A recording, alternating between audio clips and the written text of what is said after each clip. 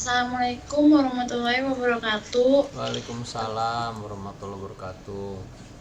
Perkenalkan, saya Naina Puspita Anggraini dari Fakultas Ilmu Sosial dan Ilmu Politik, Prodi Administrasi Publik, Universitas Profesor Dr. Mustopo Beragama.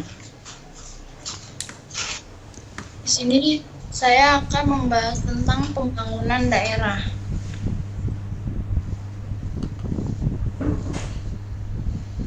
Di sini ada pengertian pembangunan daerah. Pembangunan daerah adalah suatu proses di mana pemerintah daerah dan masyarakatnya mengelola sumber-sumber daya yang ada serta membentuk suatu pola kemitraan antara pemerintah daerah dengan sektor swasta untuk menciptakan lapangan pekerjaan baru. Selain itu juga untuk merangsang perkembangan kegiatan ekonomi dalam wilayah tersebut. Selanjutnya ada otonomi daerah. Otonomi daerah adalah untuk menjadikan pemerintah lebih dekat dengan rakyatnya sehingga pelayanan pemerintah dapat dilakukan dengan lebih efisien dan efektif.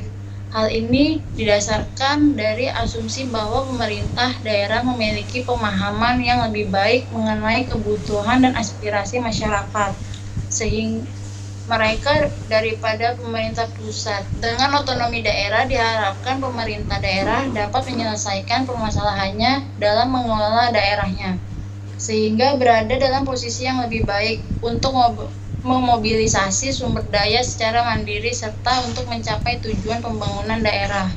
Otonomi daerah merupakan upaya untuk pembangunan daerah dalam pengambilan keputusan daerah yang berkaitan dengan pengelolaan sumber daya yang dimiliki sesuai dengan kepentingan, prioritas, dan potensi daerah tersebut. Dengan pemberian otonomi daerah, kabupaten, dan kota, pengelolaan keuangan sepenuhnya berada di tangan pemerintah daerah.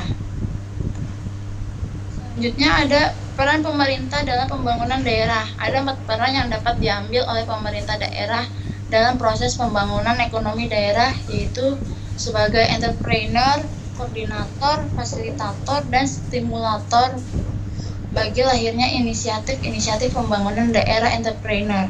Dengan perannya sebagai entrepreneur, pemerintah daerah bertanggung jawab untuk menjalankan suatu usaha bisnis. Pemerintah daerah bisa mengembangkan suatu usaha sendiri seperti BUMD. Aset-aset pemerintah daerah harus dapat dikelola dengan lebih baik sehingga secara ekonomis menguntungkan. Lalu koordinator pemerintah daerah dapat bertindak sebagai koordinator untuk menetapkan kebijakan atau mengusulkan strategi-strategi bagi pembangunan di daerahnya. Perluasan dari peranan ini dalam pembangunan ekonomi bisa melibatkan kelompok-kelompok dalam masyarakat dalam proses pengumpulan dan pengevaluasian informasi ekonomi. Misalnya tingkat kesempatan kerja, angkatan kerja, pengangguran, dan sebagainya. Lalu kalau fasilitator, pemerintah daerah dapat mempercepat pembangunan melalui perbaikan lingkungan di daerahnya. Hal ini akan mempercepat proses pembangunan dan prosedur perencanaan serta pengaturan penetapan daerah zoning yang lebih baik. Lalu ada stimulator, pemerintah daerah dapat menstimulasi penciptaan dan pengembangan usaha melalui tindakan-tindakan khusus yang akan mempengaruhi perusahaan-perusahaan untuk masuk ke daerah tersebut dan menjaga agar perusahaan yang telah ada tetap berada di daerah tersebut. Lalu di sini ada tujuan pembangunan daerah. Misi yang pertama, mewujudkan kehidupan masyarakat yang maju dan berkualitas, didukung sarana dan prasarana kehidupan yang layak dan memadai dengan tujuan seperti meningkatkan kualitas pendidikan dan angka partisipasi serta menumbuhkan peran serta masyarakat dalam penyelenggaraan pendidikan formal dan informal. Lalu seperti meningkatkan kualitas pelayanan dan akses layanan kesehatan masyarakat, seperti meningkatkan jumlah dan kualitas perumahan atau pemukiman dan lingkungan hidup, seperti meningkatkan ketersediaan fasilitas publik, pelayanan transportasi, dan komunikasi. Lalu misi yang kedua, mewujudkan pemerintahan yang demokratis, transparan, akuntabel, partisipatif, bersih, efektif dan terpercaya, seperti meningkatkan akuntabilitas penyelenggaraan pemerintah, dan transparansi pengelolaan sistem informasi dan keuangan daerah. Lalu seperti meningkatkan partisipasi masyarakat dalam proses perumusan kebijakan publik dan pelaksanaan pembangunan. Lalu seperti meningkatkan etos kerja dan disiplin aparatur pemerintah terhadap peraturan perundang-undangan dan meningkatkan penegakan hukum dan penghargaan hak asasi manusia. Lalu misi yang ketiga, mewujudkan kehidupan masyarakat yang sejahtera. Contohnya seperti meningkatkan kualitas moral, etika, kehidupan beragama, kerukunan antar kelompok, dan ketentraman masyarakat beragama. Kerukunan antar kelompok dan ketentraman masyarakat. Lalu seperti meningkatkan produksi pertanian, peternakan, perikanan, dan perkebunan dalam menopang ketersediaan bahan pangan.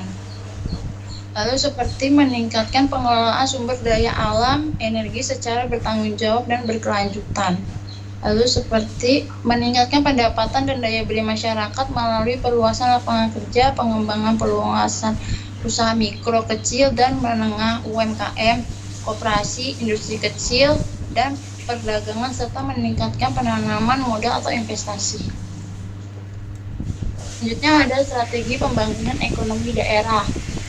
Jadi, yaitu yang pertama strategi pengembangan fisik dan lokalitas melalui pengembangan program perbaikan kondisi fisik atau lokalitas daerah yang ditujukan untuk kepentingan pembangunan industri, dan perdagangan.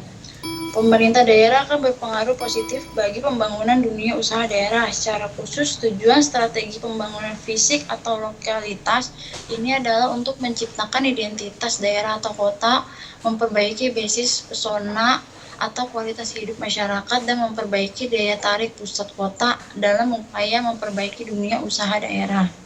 Yang kedua, strategi pengembangan dunia usaha. Pengembangan dunia usaha merupakan komponen penting dalam perencanaan pembangunan ekonomi daerah karena ada daya tarik kreasi atau daya tahan kegiatan dunia usaha merupakan terbaik untuk menciptakan perekonomian daerah yang sehat. Yang ketiga, strategi pengembangan sumber daya manusia. Sumber daya manusia merupakan aspek yang paling penting dalam proses pembangunan ekonomi. Oleh karena itu, peningkatan kualitas dan keterampilan sumber daya manusia adalah suatu keniscayaan. Yang keempat, lalu ada strategi pengembangan ekonomi masyarakat. Kegiatan pengembangan masyarakat ini merupakan kegiatan yang ditujukan untuk mengembangkan suatu kelompok masyarakat tertentu di suatu daerah. Dalam bahasa populer sekarang ini sering disebut atau dikenal dengan kegiatan pemberdayaan masyarakat. Kegiatan-kegiatan seperti ini berkembang marak di Indonesia belakangan ini karena ternyata kebijakan umum ekonomi yang ada tidak mampu memberikan manfaat bagi kelompok-kelompok masyarakat tertentu. Tujuan kegiatan ini adalah untuk menciptakan manfaat sosial, misalnya melalui penciptaan proyek-proyek padat karya untuk memenuhi keuntungan dan usahanya. Dan terakhir ada hubungan keuangan antara pemerintah pusat dan pemerintah daerah. Poin pertama yaitu Presiden selaku kepala pemerintah memegang kekuasaan pengelolaan keuangan negara yang merupakan bagian kekuasaan pemerintah. Poin kedua, Presiden menyerahkan kekuasaan tersebut kepada kepala daerah, gubernur atau bupati atau wali kota selaku kepala pemerintahan daerah untuk mengelola keuangan daerahnya dan mewakili pemerintah daerah dalam pemilikan kekayaan yang terpisah. Poin ketiga yaitu hubungan antara pusat dan daerah menyangkut hubungan pengelolaan pendapatan dan penggunaan, baik untuk pengeluaran rutin maupun pembangunan daerah dalam rangka memberikan pelayanan publik yang berkualitas, responsibel dan akuntabel. Poin keempat yaitu konsep hubungan antara pusat dan daerah adalah hubungan administrasi dan hubungan kewilayahan, sehingga pemerintah pusat mengalokasi dana perimbangan kepada pemerintah daerah sesuai dengan peraturan perundang-undangan. Baik, itu aja presentasi dari saya. Terima kasih banyak. Jika ada yang ingin bertanya. Oke, baik. Siapa Mahena? Kita akhiri dulu, kita tutup dulu rekamannya. Kamu bisa tutup share screen-nya dulu ya. Iya Terima Pak, kasih, baik Ana. Pak.